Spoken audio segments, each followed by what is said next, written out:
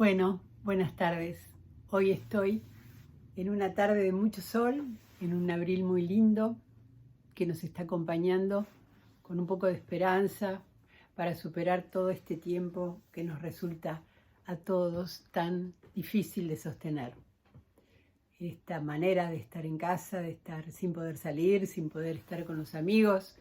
Pero bueno, tocó esta y vamos a tratar de que sea lo mejor posible el tiempo que tenemos que transcurrir. Seguramente es un tiempo de aprendizajes en muchos sentidos y seguramente también va a ser un tiempo de cambios. Yo les había enviado un videíto que después conversaremos seguramente, donde daban algunas recomendaciones para estar mejor en la casa y con la gente que queremos, ¿no es cierto?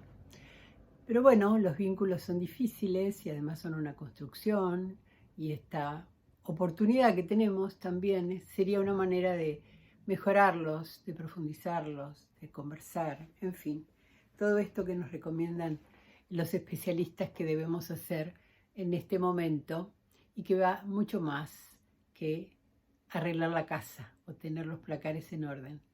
En realidad, tenemos que tener muy bien amueblada nuestra cabeza, ¿no es cierto? Con buenas ideas y con ganas de progresar y de estar mejor.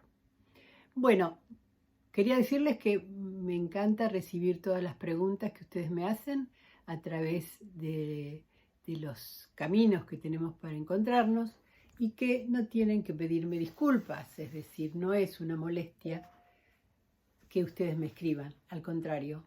Este es el camino que utilizamos para acompañarlos y acompañarnos en este proceso. Yo les había dicho en el encuentro anterior que nuestra tarea iba a ser intentar hacer una conexión entre la psicología y la educación. También les había dicho que en todo caso la idea que tenemos de psicología siempre está sesgada hacia la psicología clínica. Entonces, para hacer algunos acuerdos respecto de lo que entendemos por psicología, estuve pensando que en esta clase deberíamos aclararnos de qué hablamos cuando hablamos de psicología. Primero, saber que la psicología va a estudiar al ser humano, sea hombre o sea mujer, sea niño o sea anciano. Y ese ser humano, que es su objeto de estudio, no es exclusivo. Al ser humano lo estudian otras disciplinas, otras ciencias, ¿no es cierto? Lo que vamos a estudiar nosotros de este ser humano es partiendo de la consideración de que es una unidad biopsicosocial. Quiere decir que este ser humano que somos cada uno de nosotros, este hombre, esta mujer, este género que hemos elegido, tiene que ver con la influencia tanto de los aspectos biológicos como los psicológicos y también de los sociales. Si nosotros nos atenemos a lo que la psicología es etimológicamente, vamos a encontrar que es el estudio del alma o el estudio del espíritu. Pero con esta denominación aparece hace mucho tiempo, y son los filósofos, en realidad, en el siglo III a.C., hace mucho tiempo, quienes empiezan a hablar del concepto de alma para diferenciarlo del cuerpo. No nos vamos a detener en los aportes que realizaron los filósofos en distintos momentos, pero sí sería importante que ustedes puedan reconocer que cuando estamos hablando de este ser humano como una unidad biopsicosocial, estamos hablando de que existen en él aspectos que son netamente físicos y otros que son netamente psicológicos.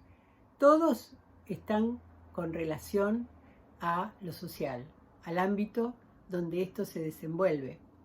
Pero la diferencia entre unos y otros, o sea, entre los fenómenos físicos y los mentales, no tienen que ver con la similitud que podemos encontrar entre la expresión de unos y otros, sino que tenemos que ver esas diferencias.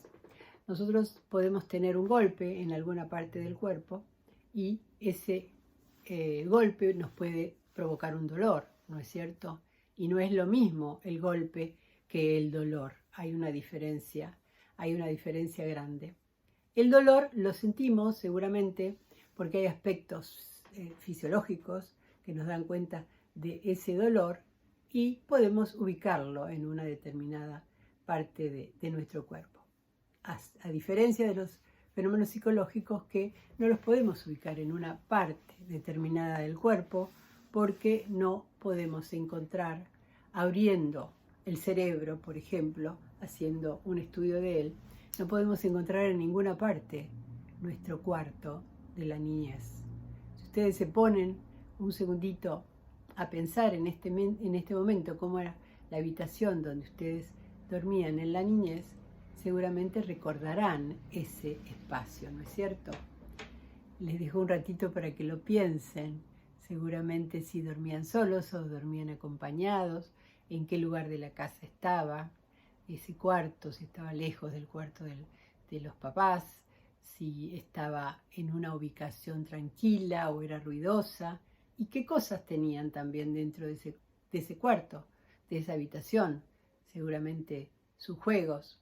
Los chicos de ahora seguramente tendrán sus consolas, sus tablets, sus computadoras.